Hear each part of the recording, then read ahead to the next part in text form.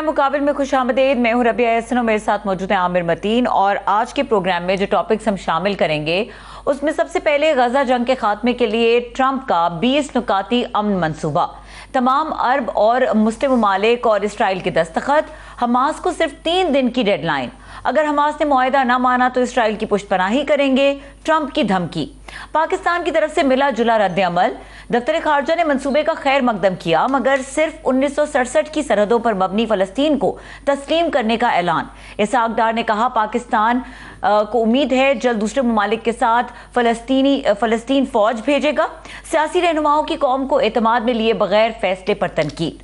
ادھر نیتن یاہو کی دوہری policy, press conference میں حمایت لیکن وطن واپس جا کر فلسطینی ریاست کے قیام سے انکار, قطر کی اسرائیل کی جانب سے حملے پر باضابطہ معافی مانگنے کے بعد ثالثی جاری رکھنے کی یقین دہانی, ملک کی معیشت پر بھی جھٹکا یا سہارا, IMF کا کہنا ہے سیلاب کے باوجود پاکستان بڑے معاشی نقصان سے محفوظ رہے گا, لیکن سرکاری اداروں کی رپورٹس میں تضاد کیوں, اس پر سوالات اٹھ گئے. نیپرا نے اکتوبر کے لیے بجلی 1 روپے پیسے فی یونٹ مہنگی کر دی, سیلاب متاثرہ علاقوں کے بل وفاقی حکومت ادا کرے گی. یہ تمام موضوعات ہیں جن کے اوپر بات کریں گے. عامر صاحب, سٹارٹنگ فرام یہ جو ہمارے سامنے ایک بڑی ڈیولپمنٹ آئی ہے غزہ اور اسرائیل کے معاملے پر, اور یہ 20 نکاتی منصوبہ, اس کو کیسے دیکھ رہے ہیں؟ جی میں نے کیا دیکھنا ہے, ساری دنیا ہی اس کو دیکھ رہی ہے. بے تحاشا سوالات ہیں اس کے اوپر, سوالات زیادہ ہیں اور جواب کم ہیں. پہلے سب سے بڑا سوال تو یہ ہے کہ کیا یہ قابل عمل ہوگا, دیرپا ہوگا یا نہیں ہوگا. اس کو دیکھنے کے 2 زاویے لیے جا رہے ہیں. ایک یہ ہے کہ یہ ایک حقیقت پسندی ہے. اس وقت جو 2 سال سے جاری جو غزہ میں ظلم تھا, ایک خوفناک قسم کا انسانی ڈیزاسٹر چل رہا ہے, جینوسائیڈ ہماری نسل کا سامنے نظر کے آ رہا ہے. لوگ بھوکوں مر رہے ہیں, بچے مر رہے ہیں, بوڑھے مر رہے ہیں, دوائیاں نہیں ہیں, کھانا نہیں ہے, پانی نہیں ہے. تو یہ بڑا ضروری تھا کہ اس کے اندر کوئی بریک آئے, سیز فائر ہو, تاکہ بنیادی انسانی ڈیزاسٹر کو تھوڑی دیر کے لیے اس کے اندر وقفہ آئے. تو یہ ضروری تھا. اب دوسرا طریقہ ہے اس کو دیکھنے کا, یہ کہا جا رہا ہے کہ یہ ٹوٹل کیپیچولیشن ہے, اور یہ بیلفور ڈیکلیریشن 1917 کا, جس کی بنیاد پہ جو ہے یہ اسرائیل کا قیام پذیر ہوا, ٹھونسا گیا, اسی کا پارٹ 2 کہا جا رہا ہے. یاد رہے کہ 1917 کے بعد 1918 میں پہلی جنگ عظیم میں ٹوٹل جو ہے سلطنت عثمانیہ کی ہار ہو چکی بھی تھی, مسلمان ریاستیں نہیں بن رہی تھیں, تو ان کی نگرانی میں یہ اسرائیل بنایا گیا. حالانکہ اس وقت جو ہے اتنی وفاتیہ ضرور تھے, مگر آج جو ڈکلیریشن آیا ہے یا آج جو یہ معاہدہ 20 نکات کا جو آیا ہے, یہ اس سے بھی زیادہ شرائط ہیں. اس وقت وہ جو یہودی حضرات یہاں پہ بسائے گئے تھے, وہ بڑے ڈرتے ڈرتے روتے روتے کشتیوں میں یہاں پہنچے تھے, مگر اب وہ پوائنٹ آف اسٹرینگتھ سے, اس وقت وہ پوائنٹ آف ویکنس سے جیتنے کے باوجود فرسٹ ورلڈ وار وہ بسائے گئے تھے. ابھی جو اس کے اندر یہ نکات ہیں, تو اس کے اندر کافی ساری جو شرائط ہیں اس کے اوپر مزید سوالات ہیں. فار ایگزامپل میں کوئکلی اس کو کر دیتا ہوں, ہمارے مہمان جب آئیں تو تعارف کروا دیجیے گا, اب ان کے پاس زیادہ اچھے اس کے جواب ہوں گے. فار ایگزامپل کہ غزہ کو دہشت گردی سے پاک اور پرامن علاقے بنانے کا عزم, ڈی ریڈیکلائز کرنے کا, تو یہ فلسطینی تو ڈی ریڈیکلائز ان کی تو بات ہو گئی. یہ جو اسرائیلی جو ہیں ان کو ڈی ریڈیکلائزیشن کا کوئی ذکر نہیں ہے. وہ باقاعدہ ان کا جو ایجنڈا ہے, یہ ساری دنیا اقرار کرتی ہے کہ وہ الہامی کتابوں والا ایجنڈا پورا کر رہے ہیں. اس کا سیاست سے اتنا تعلق نہیں ہے جتنا کہ مذہب سے ہے. پھر یہ کہ پہلے حماس کو 72 گھنٹے دیے گئے ہیں کہ وہ قبول کر لیں, ورنہ پھر اسرائیل کو کھلی آزادی ہے کہ وہ کر لے. بنیادی بات جو لگتی ہے سب سے زیادہ بڑا مسئلہ جو امریکہ اور اسرائیل کا, اور امریکہ بیکڈ بائی امریکہ, وہ یرغمالیوں کی رہائی ہے. تو اگر جب وہ رہائی ہو جاتی ہے تو اس کے بعد یہ اس بات کی ذمہ داری نہیں ہے, ٹرسٹ کا فقدان ہے کہ کیا باقی شرائط جو ہیں, جو وعدے کیے گئے ہیں, جو نکات میں یہ جو پیش کیے گئے ہیں, کیا اس پر عمل درآمد ہوگا کہ نہیں ہوگا. کیونکہ اسرائیل کی اور امریکہ کی بھی ایک بڑی تاریخ رہی بھی ہے اپنے وعدے کر کے یا معاہدوں سے مکر جانا. حال ہی میں یہ 2-3 جو ایران اور قطر کے اوپر جو حملہ ہوا وہ بات چیت کے دوران جو ہے یہ حملہ کیا گیا. اس کے بعد یہ ہے کہ وہ پہلے وہ دیں گے اپنے یرغمالی پیش کریں گے حماس والے, اور سوال یہ ہے کیا وہ مانتے ہیں یا نہیں مانتے ہیں. ابھی انہوں نے 3-4 دن مانگے ہوئے ہیں, اور اس کے بعد پھر جو ہے فلسطینی 1700 کو جو ہے چھوڑا جائے گا. اس کے بعد جو اس کے لیے وہاں پہ جو ٹرانزٹری گورنمنٹ بنے گی وہ بورڈ آف پیس اس کا ہوگا. پھر وہاں پہ کوئی پی ایل اے اور حماس کا کوئی رول نہیں ہوگا. یاد رہے کہ جس طرح بیلفور ڈیکلیریشن کے اندر بھی فلسطینیوں سے پوچھے بغیر ان کی قسمت کا فیصلہ کر دیا گیا تھا, یہاں بھی ان سے پوچھے بغیر اقوام مغرب نے اور الحمدللہ امہ نے جو ہے اپنی مان کے قبولیت کر کے باہر کے پلیئرز نے فیصلہ کر دیا. لوکل جو فلسطینی ہیں ان کی اس کے اندر کوئی رائے شامل نہیں ہے. اور پاکستان جیسے ملک کے لیے جو کہ ہمارا کشمیر کا مسئلہ ہی وہ سیلف ڈٹرمنیشن کا ہے, رائے شماری کا ہے, تو ہمارے لیے بڑا یہ سوچنا چاہیے تھا اس قسم کی نکات یا معاہدے کے اوپر آؤٹ آف دا وے جا کے شاباش دینے کا کہ اس کا کشمیر کے اوپر کیا اثرات پڑتے ہیں. اور اس کے علاوہ بے تاشا اس کے اندر اور سوالات ہیں. سب سے بڑا جو سوال ہمارے لیے آ جاتا ہے, جو لوکلی آ جاتا ہے, تو وہ ہے کہ ہم نے جس جلدی میں ابھی یہ اعلان بھی اس کا باقاعدہ نہیں ہوا تھا تو پرائم منسٹر کی ٹویٹ آ گئی ہے, تو کیا حرج تھا کہ اگر اس کو پارلیمان کے اندر پیش کر لیا جاتا اور اس کی ساری جزیات کے اوپر ڈسکشن ہو جاتی, ان کی بھی مہر آ جاتی. We are probably one of the first ones. یہ کہا بھی ہے. First ones to not just do it, also to be quoted by the President Trump. انہوں نے بھی اس بات کی تعریف کی, ہمیں آگے پیش کیا گیا. تو ٹھیک ہے, امہ ایک 2 سال کے اندر بے بس ہو گئی تھی. امہ سے جو ہے 2 سال کے اندر اس جنگ کو کچھ نہیں روکا گیا, تو نہ روک سکے, نہ دوائی پہنچا سکے, نہ کھانا کھا چکے. تو اس کے بعد پھر یہ حقیقت پسندی کہ وقتی طور پہ یہ ایک انسانی کرائسس اور ڈیزاسٹر تھا, اس کو یہ کرنا بڑا ضروری تھا. جی عامر صاحب ہمارے ساتھ گیسٹ موجود ہیں, ان کو بھی شامل گفتگو کر لیتے ہیں. ڈاکٹر عویس سلیم سینئر تجزیہ کار ہے, اور ثقلین امام سینئر تجزیہ کار اور سینئر صحافی ہمارے ساتھ موجود ہیں. السلام علیکم. جی بہت شکریہ آپ دونوں کے ہمارے لیے یہ وقت نکالنے کا. دونوں ہمارے پرانے دوست اور کولیگ ہیں اور بڑے ریگولر گیسٹ ہیں ہمارے. ڈاکٹر صاحب میں آپ کی اجازت سے ثقلین امام سے پوچھنا چاہوں گا. ثقلین یہ بتائیے گا کہ اسے کیا کہیں گے, یہ حقیقت پسندی ہے یا سرنڈر ہے؟ دیکھیے عامر, پاکستان یا مسلم امہ جس کا آپ نے ایک ذکر بھی کیا ہے, یہ سیاسی یا اقتصادی یا فوجی طاقت اب نہیں رہے ہیں, اور یہ اسی جو ایک مونوپولر ورلڈ ہے, یعنی جو امریکہ کی قیادت میں جو دنیا کی پر جو حکمرانی کر رہا ہے جو نظام, یہ اس کے حصے ہیں, اس کے کل پرزے ہیں. اور غزہ کو ان سب نے اپنے فائدے کے لیے کیش کرانے کی کوشش کی ہے, اسے فروخت کر دینے کی کوشش کی ہے کہ غزہ کے عوام جس طرح کی جدوجہد یا مزاحمت کر رہے تھے, جس طرح کے مظالم سہ رہے تھے, اس کے نتیجے میں پوری دنیا میں ایک بڑی زبردست ہلچل مچی ہوئی ہے. یہاں تک کہ مغربی طاقتوں پر بھی دباؤ پڑ رہا تھا. یورپ کے ممالک نے, کینیڈا نے, آسٹریلیا نے اور فرانس نے, برطانیہ نے, ان سب نے, اور اس کے علاوہ اور بھی کئی ممالک, ان سب نے مل کے اس عوامی دباؤ کے سامنے جو کہ غزہ کی حمایت میں اور فلسطین میں جو کچھ ہو رہا ہے اور اسرائیل جو وہاں پہ مظالم ڈھا رہا ہے, اس کے نتیجے میں جو عوام میں ایک بیداری پیدا ہوئی ہے, جو ہر ہفتے لوگوں کے مظاہرے ہو رہے ہیں, جو لوگوں کی سوشل میڈیا پہ جو ایک سمجھے کہ چیزیں وائرل ہو رہی ہیں, اس سے ہر شخص کو معلوم تھا کہ اس دنیا میں جو رائے عامہ ہے وہ اسرائیل کے خلاف ہو چکی ہوئی ہے, اور جس کو روکنے کے لیے بہت زیادہ کوششیں کی جا رہی ہے.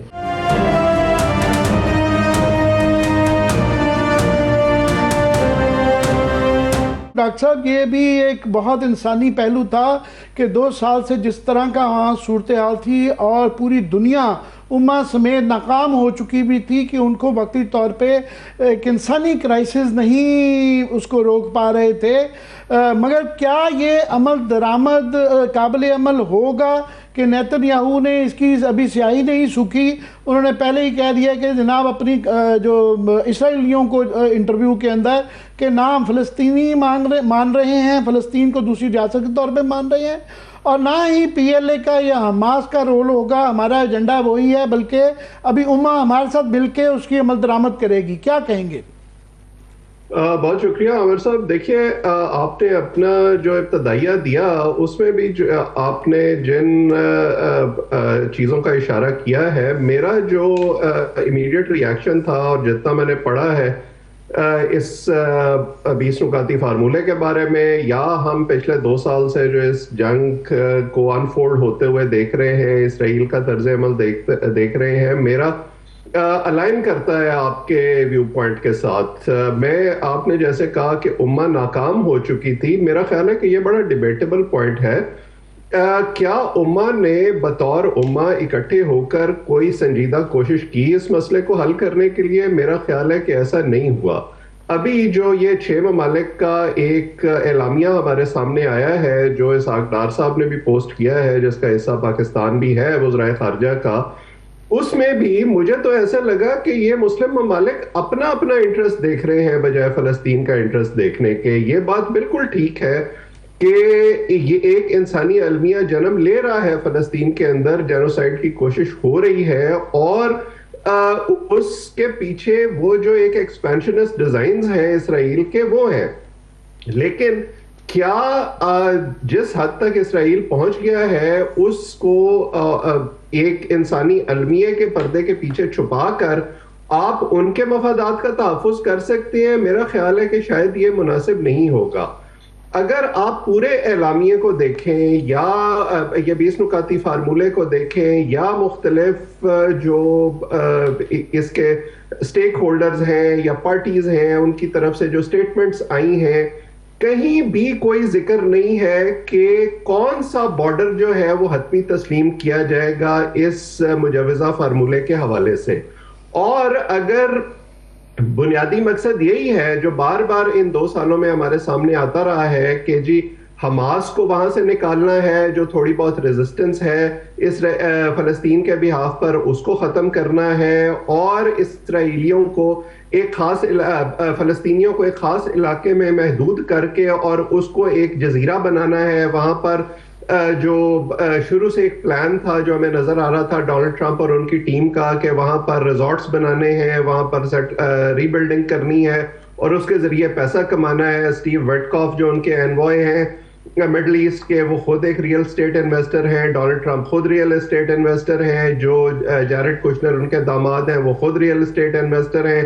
तो ये सारे अगर मंसूबे खुद डोनाल्ड ट्रंप की सरबराही में एक वॉइसराय की तरह की काउंसिल वहां बनाकर वो उनको अमली जामा पहना सकते हैं, और इसराइल की शराइत पर ये फार्मूला जो है वो उस पर जबरदस्ती मनवाया जाएगा फ़लस्तीनियों को, ये कहकर कि अगर तुम इसको नहीं मानोगे तो तुम्हें मजीद मार पड़ेगी और मजीद लोग मरेंगे। तो मुझे तो इसकी समझ नहीं आती।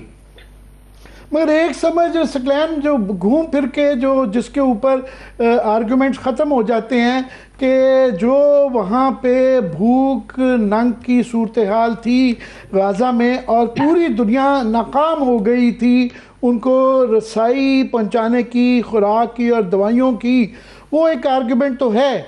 मगर क्लियरली 2 चीज़ें, एक तो इसराइल का जो जेनोसाइड वाला ये था, पूरी दुनिया इसको मानती है, उनको क्लियरली इस पर छोड़ दिया गया।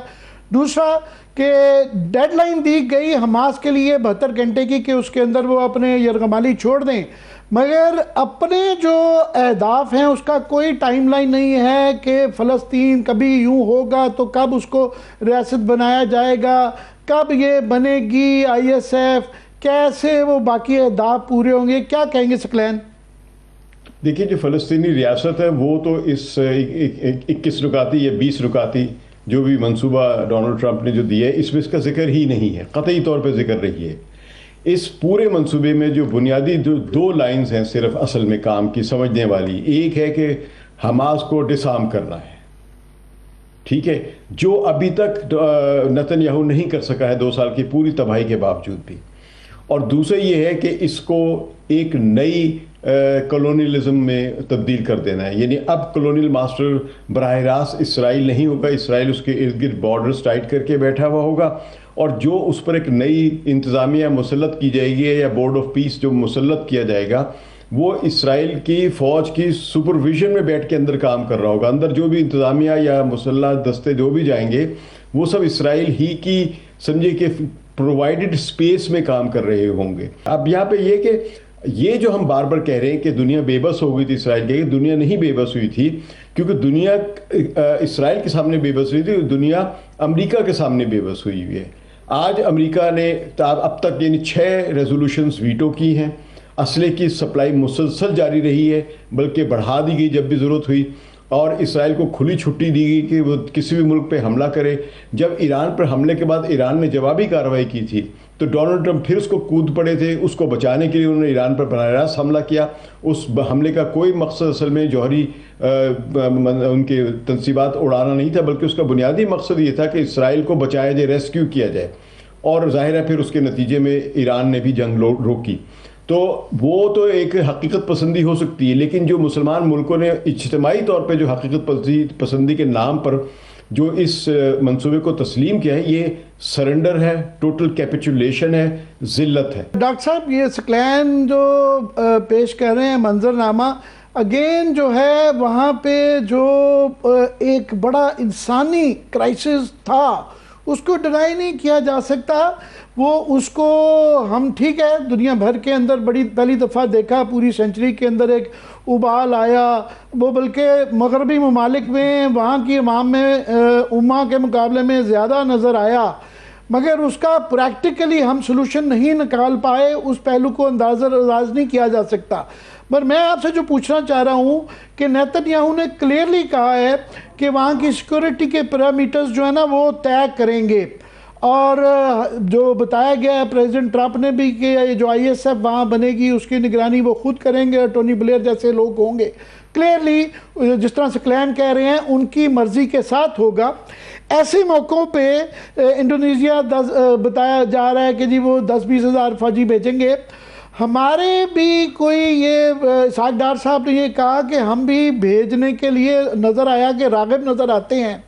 کیا یہ ہمیں انتظار نہیں کرنا چاہیے پہلے، جس طرح آپ ابھی اشارے کر رہے ہیں، اور مزید کہ یہ وہاں کیا صورتحال ہوتی ہے، اور اپنے آپ کو اس ٹرموائل میں پھنسانا کیا ایک دانشمندی کا کام ہوگا؟ ڈاکٹر صاحب جی آپ بالکل صحیح کہہ رہے ہیں کہ انڈیسنٹ ہیسٹ نظر آتا ہے اس میں. اور میں نے تو پہلے کہا کہ ایسے لگتا ہے کہ تمام ممالک یہ جو شادیانے بجا رہے ہیں یہ اس میں اپنا مفاد دیکھ رہے ہیں، اسرائیل کا فلسطین کا مفاد نہیں دیکھ رہے ہیں.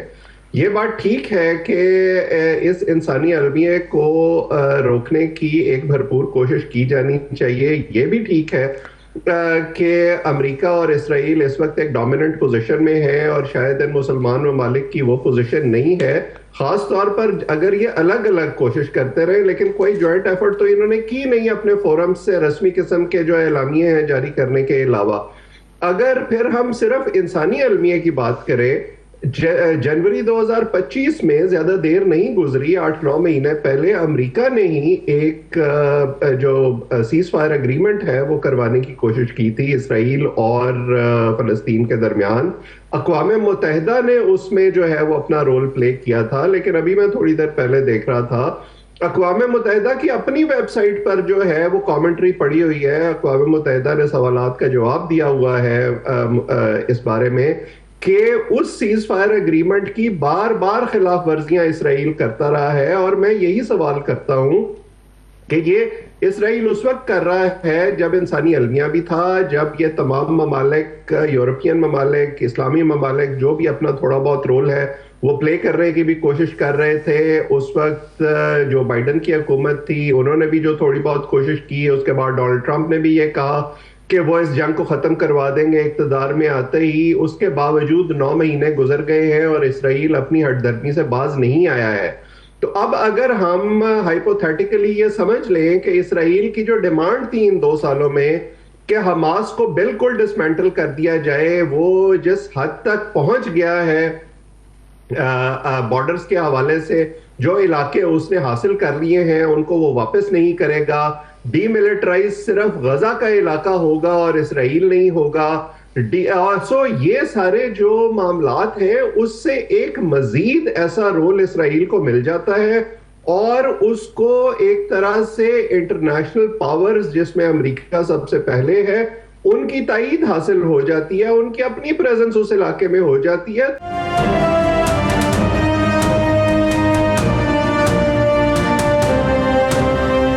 کلین صاحب، آپ نے ایک بہت امپورٹنٹ پوائنٹ یہاں پہ اٹھایا کہ یہ اس میں فلسطین، اس پورے 20 نکاتی منصوبے میں فلسطین کی ریاست کا کوئی تصور موجود نہیں ہے. اس پر یہ جو اس موقع پر یہ جو اخذ کیا جا رہا ہے کہ نیتن یاہو نے یو ٹرن لے لیا اور انہوں نے وہاں جا کے موقف بدل لیا کہ فلسطین کی ریاست، پہلے انہوں نے منصوبے کو کی حمایت کی اور پھر کہا کہ نہیں اس میں کہیں ذکر ہی نہیں ہے فلسطین کی ریاست کا. تو پھر پاکستان اس کو 2 اسٹیٹ ریزولوشن کے طور پہ کیسے دیکھ سکتا ہے؟ اور واقعی اگر منصوبے کو دیکھیں تو اس میں فلسطین کی ریاست کا تصور تو موجود نہیں ہے. آپ نے بڑا اچھا نقطہ اٹھایا، لیکن میں یہاں پہ یہ عرض کروں گا کہ یہ تصور یا یہ خیال کہ نیتن یاہو نے اپنا یو ٹرن لے لیا، یہ پاکستانی میڈیا میں زیادہ اٹھ رہا ہے. انٹرنیشنل میڈیا میں ایشو اس طرح نہیں اٹھ رہا ہے، کیونکہ انٹرنیشنل میڈیا میں جس نے بھی یہ نکات پڑھے ہیں ان کو معلوم ہے کہ اس میں وہ چیزیں نہیں ہیں جو بیان کی جا رہی ہیں. ایک دوسرا یہ کہ اس ریزولوشن میں 2 اسٹیٹ تو چھوڑ دیں، بلکہ اس میں یہ بھی نہیں تسلیم کیا گیا ہے کہ یہ مقبوضہ علاقے ہیں، کہ غزہ ایک مقبوضہ علاقہ یا مقید علاقہ یا محصور علاقہ، یہ بھی تسلیم نہیں کیا گیا ہے. اور جو غرب اردن کے جو علاقے، خیر یہ براہ راست اس کو نہیں کور کر رہا، لیکن فلسطین کا جو پورا قضیہ ہے اس کے پورے معاملے میں یہ اس کو کہیں ذکر ہی نہیں ہے، تسلیم ہی نہیں کیا گیا کہ یہ مقبوضہ علاقے ہیں. یعنی اس لحاظ سے تصور یہ بنتا ہے اس ٹیکسٹ کا، جو کہ بظاہر ابھی مکمل طور پہ سامنے نہیں آیا، لیکن جتنا بھی اخبارات نے یا واشنگٹن پوسٹ نے جو شائع کیا تھا اس کے مطابق جو فلسطین کے غزہ، کیونکہ ہمارے یہاں یہ بھی کنفیوژن ہے پاکستان کے میڈیا میں نے باتیں سنی کہ کچھ 2 احباب جو تھے وہ فلسطین اور غزہ کو الگ الگ مسئلہ دیکھ رہے تھے. نہیں، فلسطین یہ پورا علاقہ فلسطین ہے، غزہ اس کا ایک حصہ ہے، غرب اردن اس کا ایک دوسرا حصہ ہے. تو ان دونوں علاقوں کو آپ مقبوضہ علاقہ سمجھیں، اور مقبوضہ علاقے کے لوگ جو ہیں وہ مزاحمت کر رہے ہیں، اور ان مزاحمت کرنے والوں کو امریکہ، اسرائیل اور مغرب کے لوگ دہشت گردی کہہ رہے ہیں. اور ان مزاحمت کرنے والے لوگوں کا جو حملے ہیں، جو کہ اقوام متحدہ کے قانون اور قراردادوں کے مطابق لیجیٹیمیٹ حملے ہیں، لیجیٹیمیٹ مزاحمت ہے، قانونی طور پہ حق ہے انہیں اپنے آپ کو آزاد کرانے کا، ان کو دہشت گردی کہہ کے اسرائیل کے حق میں یہ بیان دیے گئے ہیں کہ اسرائیل کو رائٹ ٹو سیلف ڈیفنس حاصل ہے. تو جب دنیا کا پورا کا پورا تصور، ہم تصویر ہی الٹی دیکھ رہے ہیں، حالانکہ حقیقت یہ ہے، یعنی جس انداز سے اس پورے مسئلے کو دیکھنا چاہیے وہ یہ ہے کہ اسرائیل حماس کو تباہ کرنے کے لیے جنگ کر رہا ہے، اور جب وہ اسرائیل حماس کو تباہ کرنے میں یا ڈیسیمیٹ کرنے میں یا ڈیفیٹ دینے میں ناکام رہا ہے، تو وہ فلسطینی عوام کو جو مسلح جدوجہد میں حصہ نہیں لے رہے ہیں لیکن عوام ہے اور وہ بھی آزادی چاہتے ہیں، وہ ان کو ایک اجتماعی سزا دے رہا ہے. یہ بہت بڑا ایک جنگی جرم ہے. تو جو ہمیں اپنا بیانیہ جو ہے وہ درست کرنے کی ضرورت ہے، دنیا کا بیانیہ درست کرنے کی ضرورت ہے کہ حماس دہشت گرد تنظیم نہیں ہے، وہ مزاحمتی تنظیم ہے. فلسطینی تنظیمیں جو اسرائیل سے لڑ رہی ہیں وہ دہشت گرد نہیں ہیں، وہ مزاحمت کر رہی ہیں اپنی آزادی کے لیے، کیونکہ اقوام متحدہ کی تمام قراردادوں میں جو اس قضیے کے بارے میں ہیں، جو اس مسئلے کے بارے میں ہیں، اس میں یہ تسلیم کیا گیا ہے کہ یہ مقبوضہ علاقے ہیں.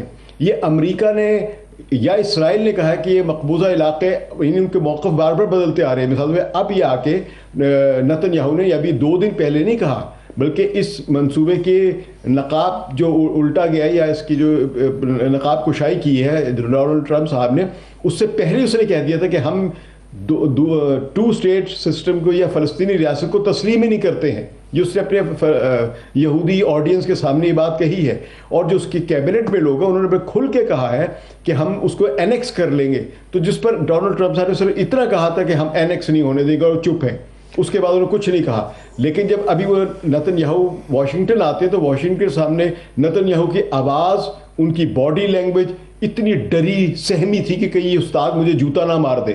اس طرح کی ان کی حالت تھی. ویسے کلین میں آپ سے تھوڑا سا اس پہ اختلاف کروں گا کہ مجھے جو تاثر ملا پریس کانفرنس سے کہ ٹرمپ نے جب یہ کہا وہ ڈرنے کی بجائے انہوں نے جو کہنا تھا اس پریس کانفرنس میں ان کے سامنے ساتھ کھڑے ہوئے انہوں نے یہ اپنا جو اسرائیل کا موقف تھا بیان کیا کہ جناب یہ اگر ہمارے اس کے مطابق 72 گھنٹے میں نہ ہوا تو ہم خود ہی یہ نپٹا لیں گے. انہوں نے اپنا پورا اسرائیل گورنمنٹ کا موقف ان کی موجودگی میں بھی پیش کیا اور بڑی دلیری اور بے باکی سے کیا, جس سے کہ تھوڑا سا بلکہ میں سمجھتا ہوں ٹرمپ کی سٹیٹمنٹ انڈرمائن ہوئی تھی. پر میں ڈاکٹر صاحب آپ سے پوچھنا یہ چاہ رہا ہوں کہ ہمارے آپ کے اور پاکستان میں خاص طور پہ عوام کے جذبات جو ہیں وہ اسرائیل کے متعلق ہمارا یہ ہمیشہ مسلمہ خیال رہا تھا کہ اس پہ کنسنسس ہے, کسی کی جرت نہیں ہو سکتی کہ قائد اعظم نے یہ کہا تھا کہ جب تک اسرائیل کے حقوق نہیں ہوتے تو ہم اسرائیل کو قبول نہیں کریں گے.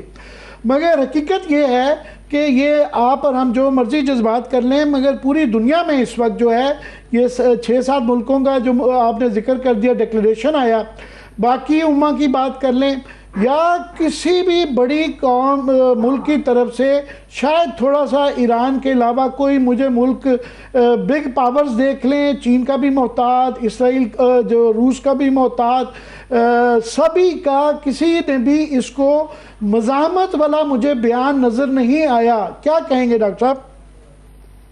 دیکھیے 2 چیزیں ہیں. پہلا تو یہ کہ پاکستان کا ایک تاریخی اصولی موقف اس حوالے سے رہا ہے اور پاکستان کی تقریباً تمام ہی حکومتیں جو ہیں انہوں نے وہی موقف دہرایا ہے جو قائد اعظم قیام پاکستان کے بعد کہہ گئے تھے.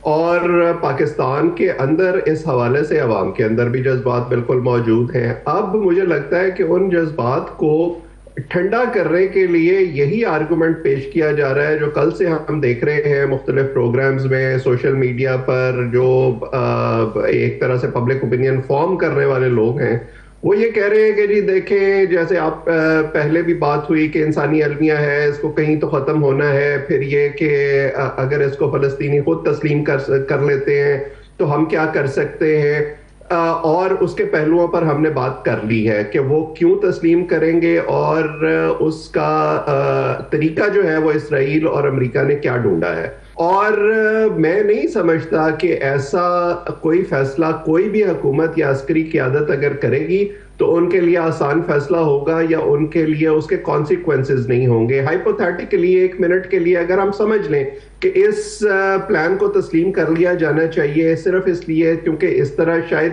کچھ راحت مل جائے گی فلسطینیوں کو اور ان کے قتل عام کا جو سلسلہ ہے وہ ختم ہو جائے گا, تو پھر ہمارے پڑوس میں کشمیر میں اگین اسی طرح کی صورتحال ہے. کشمیر کے اندر بھی کشمیریوں نے بہت سارے لوگ اپنے مروا لیے ہیں اسی طرح کی ایک جدوجہد کے اندر, اور بھارت بھی یہی چاہتا ہے کہ بھارت میں چاہوں گا ہمارے پاس وقت محدود ہے. میں سکلین سے کوئکلی سکلین یہ میں نے کیونکہ ہم ایک ہی سوچ کے لوگ ہیں تو مجھے دوسری سائڈ کا پرٹیبیوشن لینے کا مطلب یہ نہیں ہے کہ میں ان سے ایگری کرتا ہوں, مگر کوئکلی میں آپ کیونکہ بگ پکچر دیکھتے ہیں, ایک انٹرنیشنل اسکالرز کا ایک طبقہ ہے جو یہ کہہ رہا ہے کہ یہ سارے ڈیکوائز ہیں, یوکرین بھی ڈیکوائے ہے, اصل مقصد ابھی بھی جو ہے ایران کے اوپر دوبارہ حملہ کرنا ہے.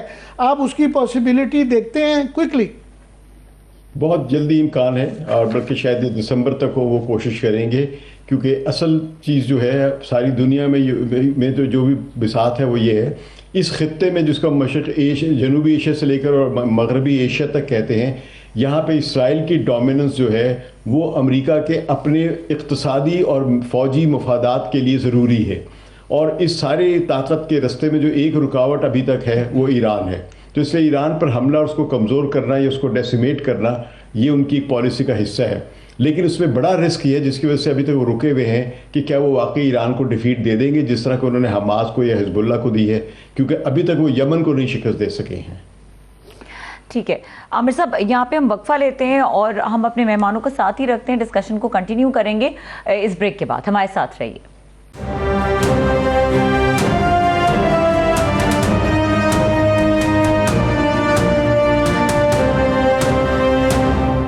Welcome back. आमिर साहब, दोनों गेस्ट हमारे साथ मौजूद हैं। जी डॉक्टर साहब, मैं चाह रहा हूँ कि आप क्विकली इसको सम अप कर सकें। हम बहुत आगे जंपिंग टू द गन चले गए हैं, आगे की बातें हो रही हैं कि ISF बनेगी, इसका क्या तरीकाकार होगा, कैसे हमास से वो किया जाएगा।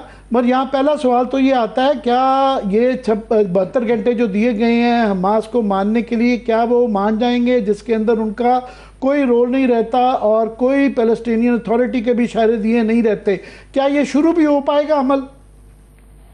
नहीं, मेरा ये ख्याल है कि ये नॉन स्टार्टर है। पहली बात तो ये है कि हमास को बहुत अच्छे तरीके से अंदाजा है कि अगर वो उनकी मज़ाहमत बाकी नहीं रहती तो क्या हशर होगा फ़लस्तीनियों का। और अगर अभी उनके साथ ये सलूक हो रहा है बावजूद इसके कि जो भी थोड़ी बहुत मज़ाहमत हमास की तरफ से मिल रही है इसराइल को, तो उनके बगैर तो वो बिल्कुल एक सिटिंग डक वाली हैसियत हो जाएगी फ़लस्तीनियों की।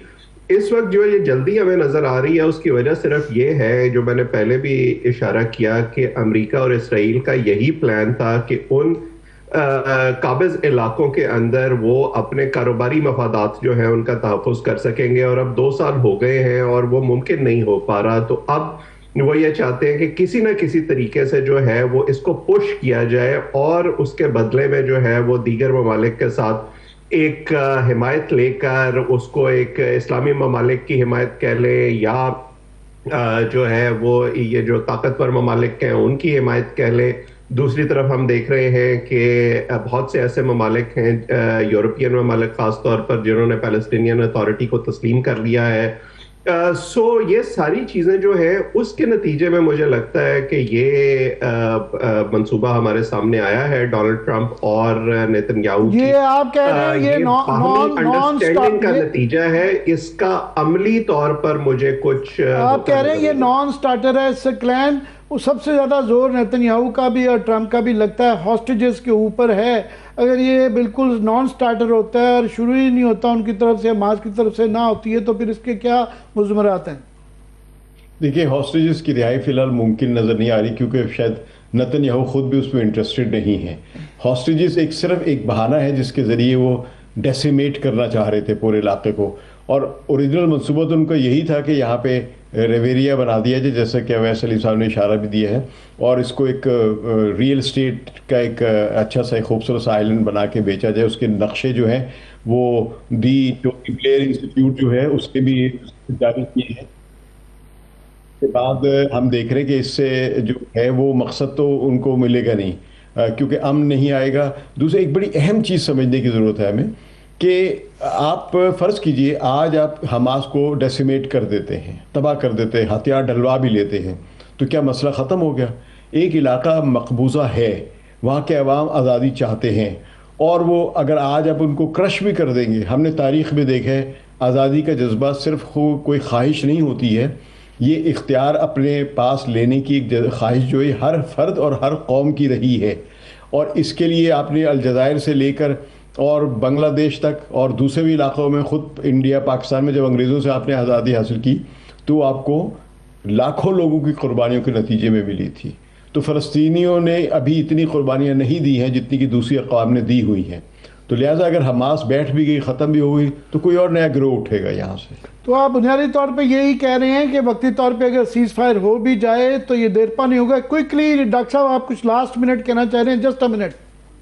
जी, ऐसे मामले में जो है वो लाइटर नोट पे कुछ कहना बड़ा मुश्किल होता है, लेकिन एक चीज़ जो है आपको ज़हन में रखनी चाहिए कि अगर आपको ये मुआहदा थोड़ा सा रेंगता हुआ नज़र भी आया तो शायद उसकी वजह वो डोनाल्ड ट्रंप की देरीना ख्वाहिश हो कि उन्हें अमन का नोबेल इनाम लेना है, और जिस दिन उनको वो इनाम मिल गया उसके बाद हालात फिर जूं के तू हो जाएंगे। बहरहाल अब इसके लिए पता नहीं हमें दुआ करनी चाहिए या दुआ करनी चाहिए ये वक्त पे छोड़ते हैं। बहुत बहुत शुक्रिया आप दोनों के वक्त निकालने का। बहुत शुक्रिया। डॉक्टर अवैस सलीम और सकलैन इमाम हमारे साथ मौजूद थे। आमिर साहब, कुछ बात कर लेते हैं थोड़ी IMF के हवाले से। और हम ये देख रहे हैं कि जो हमारे जो हमें ग्राउंड पे नुकसानात नज़र आ रहे हैं, जिस तरह हमारी मईशत को नुकसान हुआ, जो क्रॉप्स को नुकसान हुआ, दूसरी तरफ जो IMF कह रहा है वो ये कह रहा है कि जो रिपोर्ट्स है पंजाब के अलावा वो कोई इतने बड़े नुकसान की मिली ही नहीं है। तो ये जो तजाद हमें नजर आ रहा है, ये क्यों नजर आ रहा है? جی یہ میں ہمارے گیسٹ اگر وہ آ جاتے تو ان سے پوچھنا چاہ رہا تھا. جی ہمارے سے شامل ہیں؟ جی وہ ان کو ہمارے ساتھ ہمیں جوائن کرنے لگیں. جی میں بنیادی طور پہ یہ ان سے پوچھنا چاہ رہا تھا ہارون شریف صاحب سے کہ ایک عجیب سا مخمصہ آ گیا ہے کہ ہمیں جو food and agricultural organisation United Nations کی ہے انہوں نے اشارہ دیا ہے کہ یہاں ممکنہ زرعی بحران ہو سکتا ہے اور وہ کہہ رہے ہیں کہ جناب چاول کی 7.3% جو ہے فصل کم ہوگی, اس کے بعد جو ہے کپاس جو ہے 5.1%, اس کے بعد ربی اور خریف کی جو فراہمی میں خطرے میں آ سکتے ہیں اور پاکستان کے اندر ایک فوڈ کرائسس بھی آ سکتا ہے اور بیج اور چارے کی اس وقت قلت چل رہی ہے. جبکہ آئی ایم ایف کی طرف سے جو آیا ہے انہوں نے کہا جی کوئی اتنا زیادہ فرق نہیں پڑا اور یہ ابھی بھی 4.4% گروتھ ریٹ کا وہ اشارہ دے رہے ہیں اور وہ کہہ رہے ہیں ڈیمیج جو ہے نا $360 بلین کا ہے. سمجھ نہیں آ رہی کس کی مانی جائے اور یا دونوں کے درمیان میں. ہارون شریف ساتھ موجود ہیں ہمارے. جی ہارون, اگر آپ نے میرا سوال سن لیا ہو. جی پہلی بات تو یہ ہے کہ 0.3% G D P is significant کیونکہ آلریڈی جی ڈی پی جو ہے ریوائیول کی طرف جس طرح جانی چاہیے تھی اس طرح نہیں جا رہی ہے. پاکستان حکومت نے اس دفعہ یہ جو فلڈز آئے ہیں اور جو کراپس کا اور لینڈ کا اور لائیولیہوڈ کا نقصان ہوا ہے اس کا ہم نے ایک انڈیپینڈنٹ اسیسمنٹ اس دفعہ نہیں کروایا ہے. So now it's everybody's guess, جس نے اپنا اپنا دیکھا ہے. یہ تو ٹائم بتائے گا کہ جب ریزلٹس آنے شروع ہوں گے اگلے کوارٹر کے اینڈ پہ کہ ایکچول امپیکٹ انفلیشن پہ کیا آتا ہے, ایکچول امپیکٹ زرعی چیزوں کی قیمتوں پہ کیا آتا ہے, ان کی سپلائی پر کیا آتا ہے. مجھے کچھ تعجب ہوا ہے کہ ہر ملک کا جب اتنا بڑا ڈیزاسٹر آتا ہے تو ہم ایک انڈیپینڈنٹ اسیسمنٹ کرتے ہیں اور اس کو پبلک کرتے ہیں, لیکن اس دفعہ حکومت نے ان دیئر بیسٹ وزڈم اس کو نہ اسیسمنٹ کو سپورٹ کیا نہ پبلک کیا. میں ہارون, مگر یہ جو فوڈ اینڈ ایف اے او کی طرف سے جو فگرز آئے ہیں انہوں نے جو گورنمنٹ نے موسٹ پرابلی یہ سپلائی کیے ہوں گے یہ بڑے کرٹیکل لگ رہے ہیں. فار ایگزامپل ہم چاول پہ بہت ڈپینڈ کرتے ہیں. لاسٹ ٹائم اتنی بری ہماری ایگریکلچر اس کی حالت رہی مگر چاول پھر بھی بچا گئے تھے. تو مجموعی رقبے کا وہ کہہ رہے ہیں 7.3% جو ہے نا افیکٹ ہوا ہے. کپاس 5.1% افیکٹ آیا ہے اور گنا جو ہے وہ 2.8 ہے اور وہ کہہ رہے ہیں کہ جو بیج چارہ مویشی لائف سٹاک سارا کچھ افیکٹ ہوا ہے. تو ان کی طرف سے ایک اس کا جو ہے امپیکٹ وہ کافی ریزنیبل اور کرٹیکل لگتا ہے. جی جو ایف اے او کی رپورٹ ہے وہ بالکل لاجیکل ہے. دیکھیں نا, اتنے میگنیچیوڈ کا جب ایک فلڈ آتا ہے تو اس کے اندر کراپس نے تو تباہ ہونا ہے. اس کی ٹائمنگ سیزنل ہوتی ہے کراپس کی, اس کے علاوہ لائف سٹاک جو ہے آپ کا تباہ ہو جاتا ہے. تو زرعی شعبے کی جو اکنامک اس دفعہ جی ڈی پی میں کنٹریبیوشن ہے آئی وڈ بی سرپرائزڈ کہ وہ ڈراسٹکلی نیچے نہ جائے. میں یہ عرض کر رہا تھا کہ انٹرنیشنل ادارے کوآرڈینیٹڈ مینر میں اوور آل اسیسمنٹ کرتے ہیں. ایف اے او نے تو صرف اپنے فوڈ سیکیورٹی کے اینگل سے اس کو دیکھا ہے کہ پاکستان جو پہلے ہی باہر سے نیٹ امپورٹر بن چکا ہے فوڈ کا, وہ اب کیسے مینج کرے گا اس شاک کے بعد. اب سوال یہ پیدا ہوتا ہے کہ اس کا رسپانس کیا ہے. ہمارا رسپانس جو ابھی تک ہے وہ تو بڑا بیسک ہے کہ ہم نے لوگوں کو کیش ٹرانسفرز کیے ہیں, ان کو تھوڑا بہت سہارا دینے کی کوشش کی ہے.